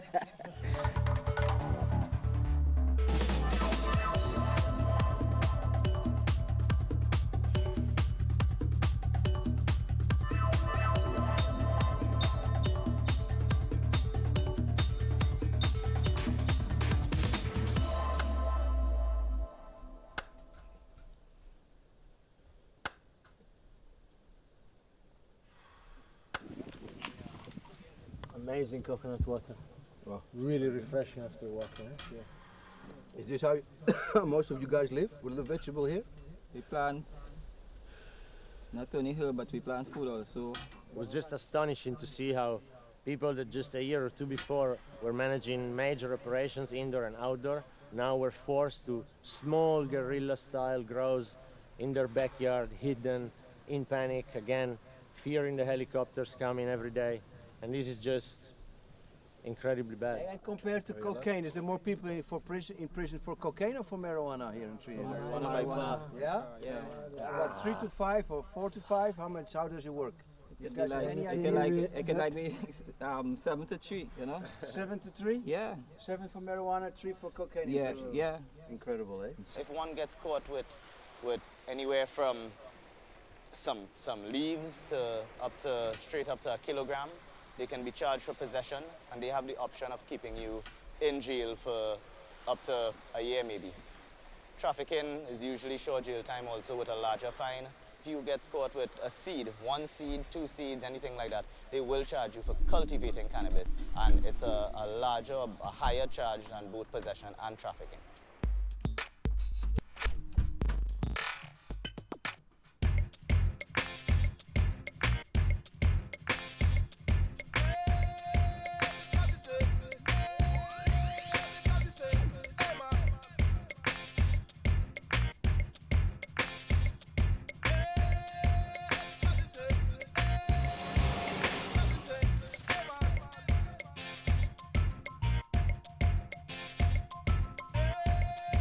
Well, with all our experience of 20 years of Africa, Caribbean, Asia, whatever, one small detail we forgot to check the key of the gasoline. It's 6 o'clock in the morning and the key is not working. It ain't going in. So we're gonna have to break the thing open. What can we do? It's not working. It's not working. But don't worry, we'll get there. Alright? Train hunters always get there.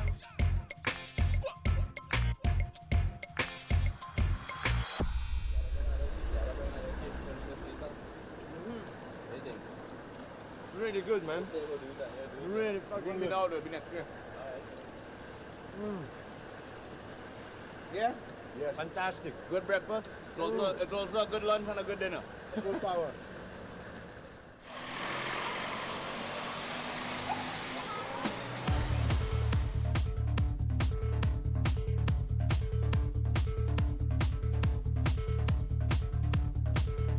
And in all actuality, there is cannabis over the mountaintop. As soon as you cross over the mountaintop, you will find little fields, of course, because we're in Trinidad, right? Small plots. But there is herb. You might find even better things than we saw so far on this trip. But we wouldn't venture on this trip into that area, of course, because then, you know, there may be no more greenhouse seeds on the whole. So, you know, we'd stay away from trouble.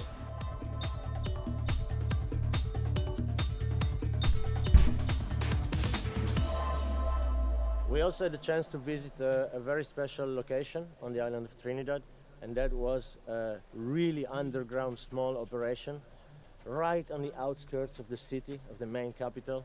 So in a very, very dangerous situation considering the curfew and the state of emergency. So guys, we're here in a country state of emergency, Trinidad. A lot of indoor grow rooms are closed down now. A lot of big plants are moved away. So the guys moved completely back into the bush. So Hiding. helicopters cannot see it. Hiding, eh? Yeah. Real hiding. How big of a problem is it? Major problem. Major problem? Yeah, major problem. How long has this been going on? Even the papers, the newspapers, Yeah. the price of marijuana, it doubled since the state of emergency, you know? Double the price of marijuana on the island. Double. These friends, they had a small grow around a veggie field where they used to grow tomatoes and other crops. And they hide their plants, literally camouflaging them in the bush. And they do it by small patches, 1, 2, 3, 4, 5 plants together, not more. And they absolutely camouflage those plants so that if you stand in at 3, 4, 5 meters from them, you won't see them. It's art what they're doing. Fantastic, but you're doing a really great job, Respect, especially in this circumstance. It's so difficult to grow Man, here it's now. so dangerous.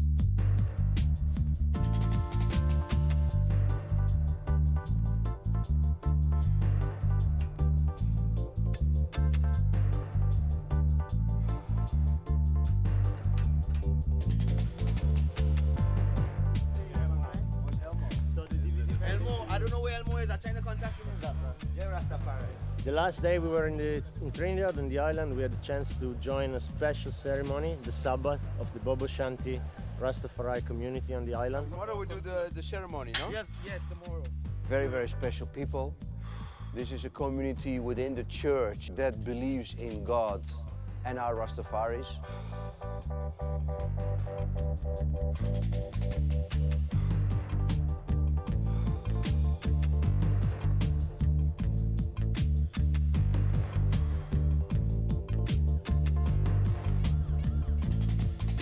Give thanks to the Most High for divine guidance and protection. Give thanks to the blessed uprising of the Most High. Give thanks to all brethren that come visit I and I from near and far, you know. The one God who live in us in I and I, King Emmanuel 7. Adonia, Rastafari. The Bobo Shantis are the second largest Rastafarian sect on earth, and they are very colorful. They pray a lot, they read the Bible, the Ancient Testament mostly, and it was very special to be allowed to film and to document such an incredible cultural feature of the island.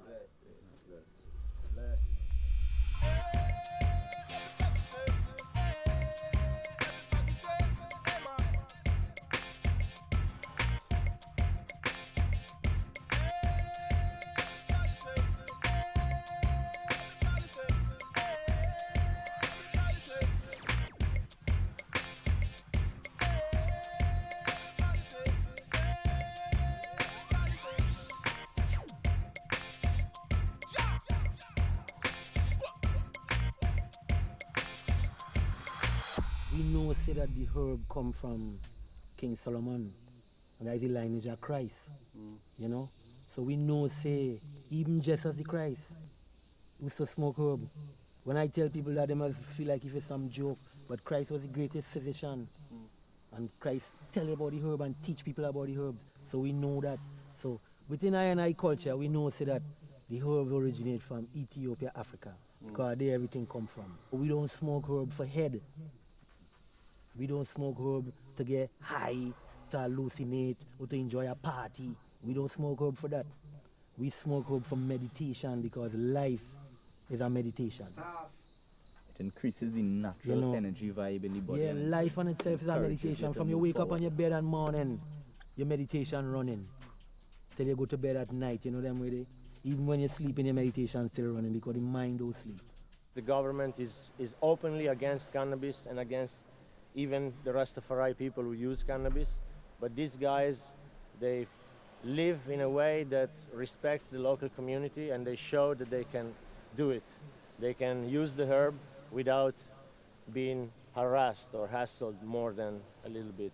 And this is because they are so strong and so religious and so deep in their thoughts. They don't really deal with the herb, they don't really make a business out of it, but they just grow it for their own use and smoke it for their own prayers and ceremonies.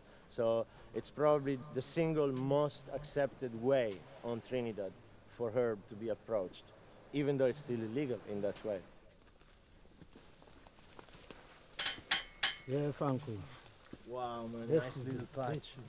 Wow. Nice little patch. What do you have here, Erwin? They call this Arizona. Arizona. Arizona. You but call it's it a Arizona skunk? Arizona skunk. Really is a skunk. It really smells like one. Yeah. You smell this one? These plants here maybe have about Smell it. 3 more weeks lifespan. Yeah. Wow. Yeah. Wow, it's Really pungent. puke, huh? Puke punch. Baby puke, man, beautiful. 3 more weeks Chemical. lifespan for the fatter ones. Really strong. You call it the fatter one? The fatter ones like these here, sir. About 3 more weeks sponge-like, lifespan. man, like Them they will go more, you know. So half October. Yeah. So you cut most of it half October to half November. Natural. Yeah? Yeah. Fantastic. And how many times a year you plant? Right around here, non-stop. Non-stop. Non-stop. Respect, man. What's this we have here? This is the next breed of skunk here. Okay. Yeah, this is mostly skunk we plant here now. This is the next breed of skunk, but this one here is we call jam jam. Jam jam. Yeah. Come from Jamaica? Jam jam. Okay, that's why it's called jam jam. Yeah, this comes from Jamaica. It smell For me, piney. Piney it smell. looks like a haze, man. spicy Yeah. watermelon sort of thing for me. Chemical watermelon. Chemical watermelon. You from know, the like the candies. chewing gum Yeah, from chewing the gum new watermelon. new packs they make. Yeah. Chem melon. Chem melon, yeah. That's, by the way, a good name That's a for a good new plant. fucking name. Chem melon. Yeah. And 7 helicopters are flying around, I heard, Only for ganja. Only for ganja. What about the cocaine? Nobody goes after the cocaine? Nobody goes after the cocaine because the cocaine, you hear they talking about the big fish them? Yes. Them control that, the big fish them control the the big cocaine fish. business. Yeah. With the politicians together? You understand? Well, the big fish them link with the politicians because the politicians is big fish too. What really worries me, you know, if the lack of herb is going to go on like this, on an island like this, in the future the young people are going to take cocaine because there's nothing else. And this is where the dangers start. In the Seychelles, a country where I came many, many times, like in the late 90s, they start cracking down on all the planters. There's no planter anymore. Everybody was smoking ganja. Now everybody's taking cocaine and freaking out on crack. Yeah? And the same will going to happen in the Caribbean countries if they completely get rid of the marijuana, and then all the cocaine comes through, and everybody starts taking cocaine and no more smoking more ganja. This is really, really, really stupid,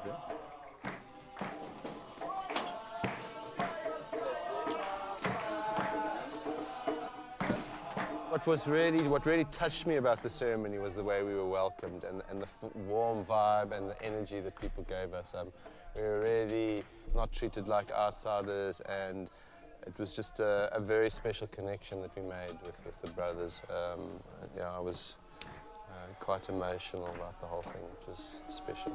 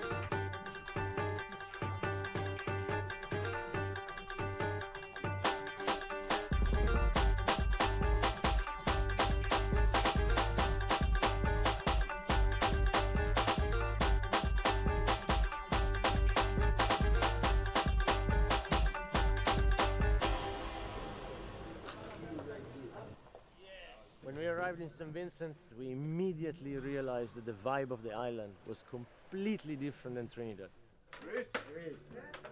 Long time no see. The entire island relies on cannabis as one of their main exports, one of the main cash crops. And as a consequence, even though cannabis is still illegal, the entire attitude is completely different.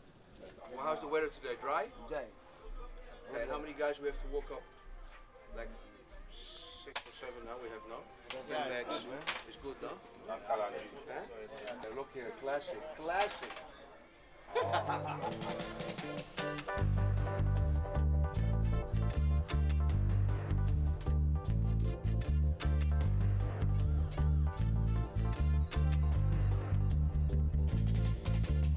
St. Vincent is amazing nature. The volcano is a high mountain. The top part has not much vegetation, but the rest of the island is covered in thick jungle, really thick jungle, lush and green.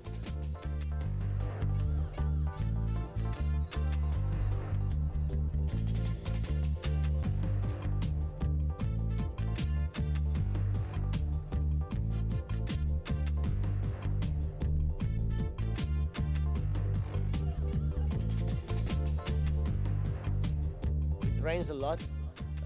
There's a main rain season, a secondary rain season, and there's pretty much wet showers all year round. There's hurricane seasons as well, and the landscapes are amazing. They're breathtaking. The light is so intense. It shines so bright. If you're not used to it, you really need sunglasses, otherwise you can't see.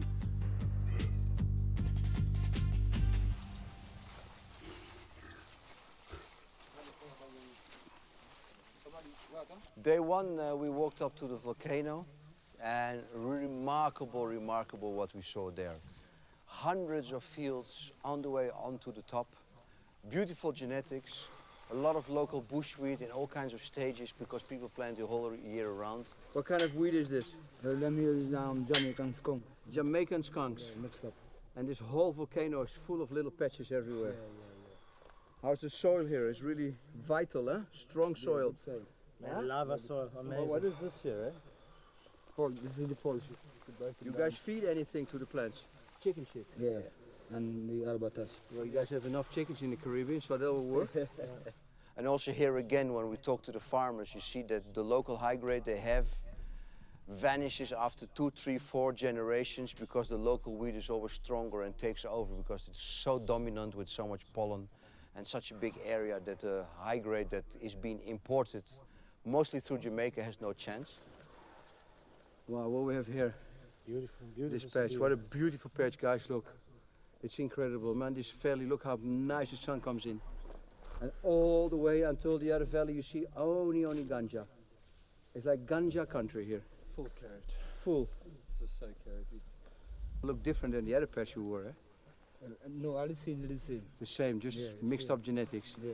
But it was very interesting to speak to all the farmers about their land races. We saw different phenotypes of the local bush wheat. We saw different ways of how they plant. They have these beautiful, nice little hills because they have this huge amount of rain. Some planters plant like really, really steep. Some planters have a better field. Well, it was also nice to hear that they only plant 1 year on one field, or 2 years maximum some, because they give some fertilizer that they can get at the local grocery shop. And then they would leave the field for 2, 3 years and swap to the field next door and start growing there again. We are 13 hours on the road, guys. 13 hours we've been Beautiful field. hunting for this stuff. Very, very good planters, very good farmers, guys. Taking care of the job. Taking care, yeah. But it's a good country. It's well controlled by the politicians. It's well controlled by the police. They have got good drugs law, and they have good planters. And all comes together that they have a good tourism and a good economy. The only thing they should do, the Minister of Tourism, they should do like in Thailand, on the coast where the beaches are, in the little villages, build like these little shacks and restaurants like they have in Thailand and India and Goa and Samui, you know, where the local people, where like the young tourists that come when they have not so much money, later they come back when they have money, you attract a young tourist, they can smoke a little bit, they can enjoy the beach, because now it's a lot of tourism that goes to Beckway and Mystique, but this main island, look how beautiful. And it really is the Ganja Island.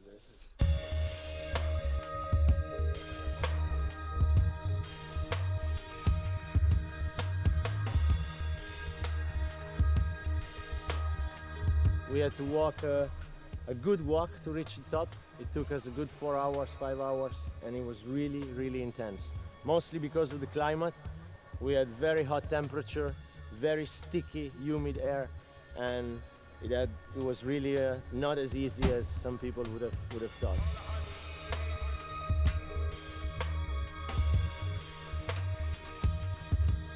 We reached the top, and it was really nice because it was one of the few times that the clouds were not completely surrounding the top of the mountain. So we had really good views of the crater, and we had the chance to rest a little bit, eat something all the way on top, get back some energies for the descent. I think it's one of the best destinations in the world to come and smoke. Government is not too difficult. When they catch you, you're pretty easy. You bail yourself way out. You know, you're much more relaxed. And look what the nature here, man. Where can you sit like this in a crater? Look. Yeah, it's amazing. And this Ganja Island. Ganja, and just Ganja around Mountain, man.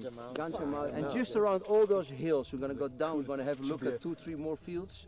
It's everywhere. It's ganja, and you know, volcanic ash. Man, it's the best soil. It's probably the best soil in the world. Also in Hawaii, they have one of those things now where great all marijuana the volcanic grows. islands grow great pot.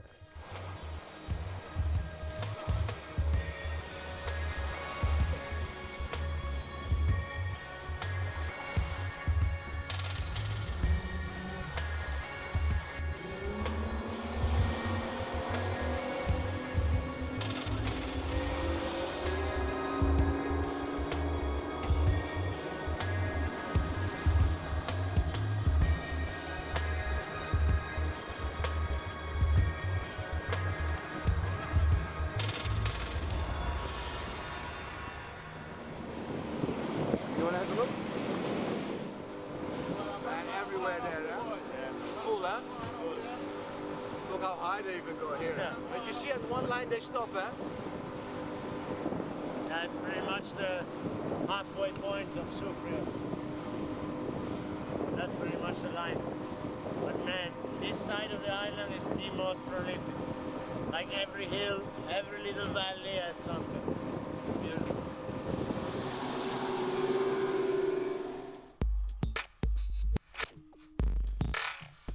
So, if you want to have a really, really good holiday, you rent a big fat ass villa in Bequia or Mystique with your best friends.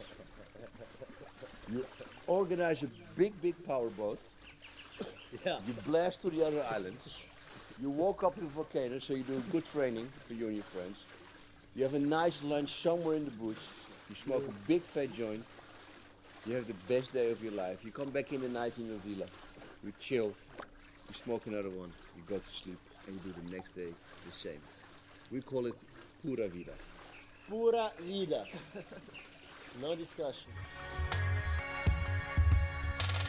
Let's not forget that these islands are included in the list of the top luxury destinations on the planet today, and there must be a reason for that. The reason is not only the beautiful, pristine waters and the friendly music and beautiful people of the islands, but it's also the approach to cannabis.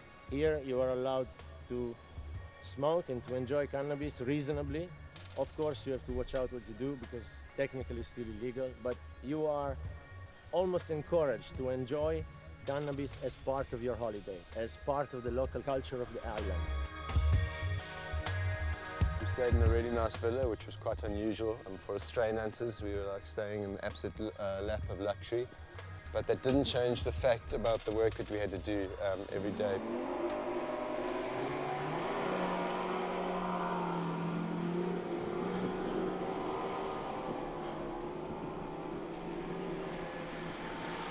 We decided after renting our villa and scouting around to hide out on Bequia and Mystique.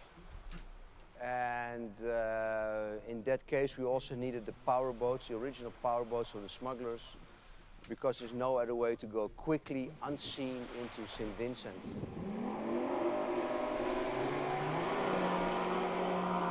Using the boat was a lot of fun, but at the same time required a lot of logistics around it. Of course, you attract a lot of viewers when you come with cameras and a lot of white people on a black beach. So we decided to do this really, really rapidly. We've asked the locals to see where can we land quickly, all on a powerboat. We are there in 30, 40 minutes from our island to the main island. We jump off or on the boat. We go straight into the jungle to the fields. Nobody sees us, so we are very, very safe and we are very fast. It saves a lot of time. It's cheaper in the end, and it's much more fun.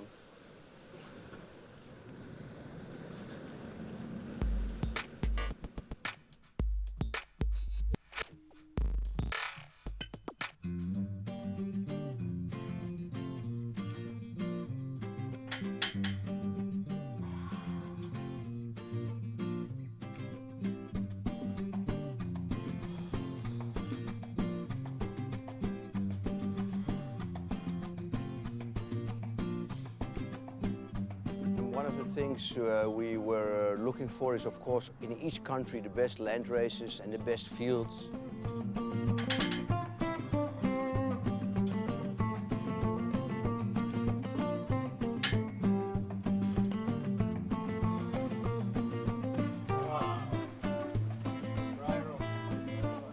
Look at this, guys. Ganja. Dry room. Mobile dry room. That's a little bit different than we do it, eh? Yeah. Look here, there's nice sun with all the wood and the cloth. And the heater here close to it, so it dries a little extra. Yeah. Gets a bit smoky flavor. Yeah. Smoke weed, eh? How do you dry anything? Which smells really nice, huh? Yeah, it smells really sativa high. Yeah, Crystal very clear. this. Crystal clear high. Yeah. Smells a little bit Hawaiian snow direction, eh? Yeah. Eh? Yeah. It's in that direction, I tell you. Yeah. Remember, they had a lot of work to clip this. You see the guys are all clipping with scissors here, eh? I know. They're doing it the American way. Great smell, guys. Really, really great smell. This I want to smoke. I'm going to keep this one for myself. That's for you.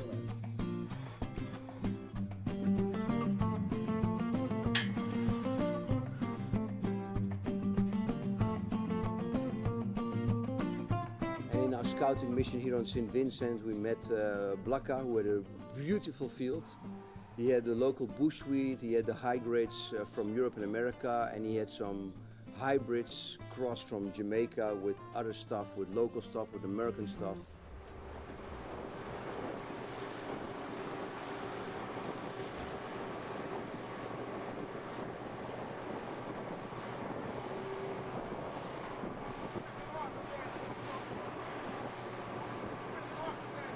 Unfortunately, when we arrived here on the first day, we find him completely devastated.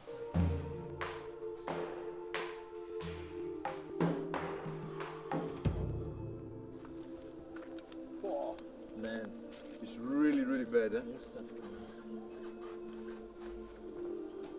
The family has no food anymore.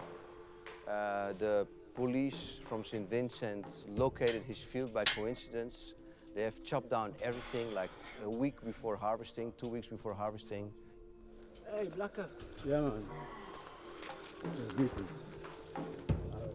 What happened, man? Well, the evil one. The evil one came? The evil one came and destroyed everything. Some of his workers got arrested during the bust and later on released. We had a chance to meet Blakka and talk to him in the field that was cut down by the cops just 2 weeks earlier. Straight back to zero. It's crazy. Yeah, they destroy everything. Until it's in your hands, it's not in your hands. Yeah, totally. The best field, Simon. This was the best field when we were scouting 2 months ago. You remember, 3 months ago? Yeah, man. This was such This a beautiful. was big plans. This thing reminds us that prohibition still goes on, even in these nice, friendly, tolerant islands, and that the war is never over until it's legal.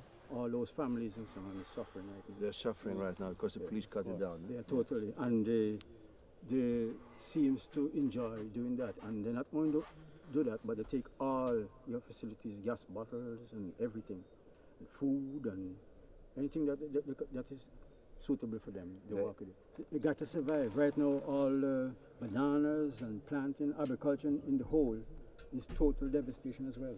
A disease on all the bananas and planting. There's a disease? Totally. On the bananas? I'm talking about devastation. In this island? Right now. And all the traffickers now refusing these plants. Yeah, and it's not allowed because if you import bananas with a disease, other countries going to make problem. And so this is big economic crisis also then. Yeah, for definitely. The people, So people are hungry. So people are hungry on the island, and like the little money that is coming in mostly is from the herb. Yeah.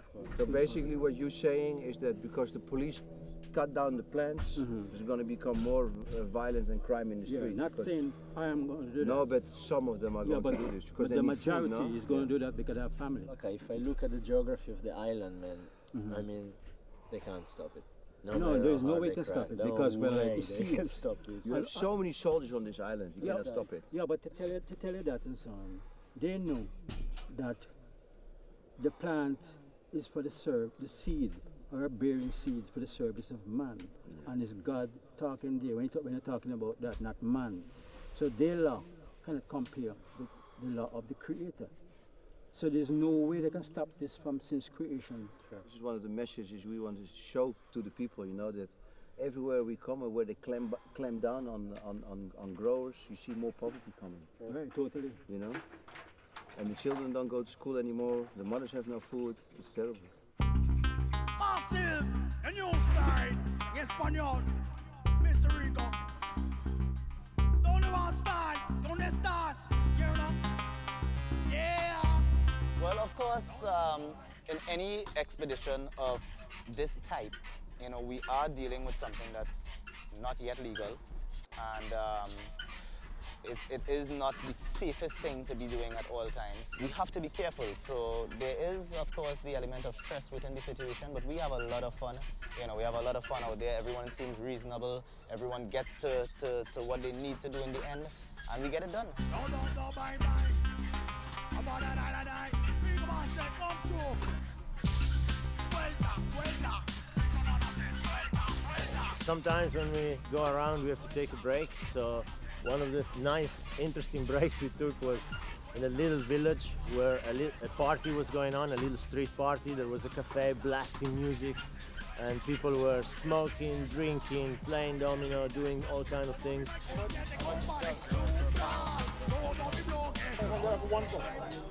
Yeah, 50 grand for 100 pounds, 50 grand. Yeah. What kind of grade? Jamaican stuff or local? What do you grow? Mix. Yeah. What do you... More for local or more for export? Both. Both. Yeah. Yeah, in Vinci, it's the best thing to do, no? Grow some ganja. Yeah? Yeah, man. Respect. Full respect. What I do right now, the best in the West. Vinci, marijuana. Trust me. Liar, doctor, Indian and chief. Everybody else them who smoke that the weed. We, of course, created a lot of attention in the street, so we didn't stay too long. But it was very nice to see this rough part of the island, to have the chance to experience the ghetto style of living and to see how the rough boys here do their thing, how they talk and how they... That's it. That's all for today. Thanks for being here.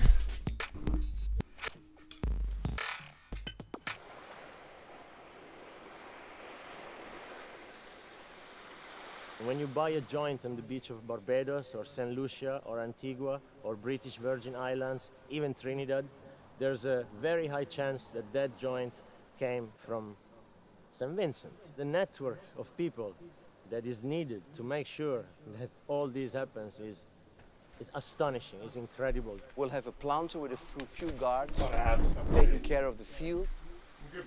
The crop is nearly the whole year around.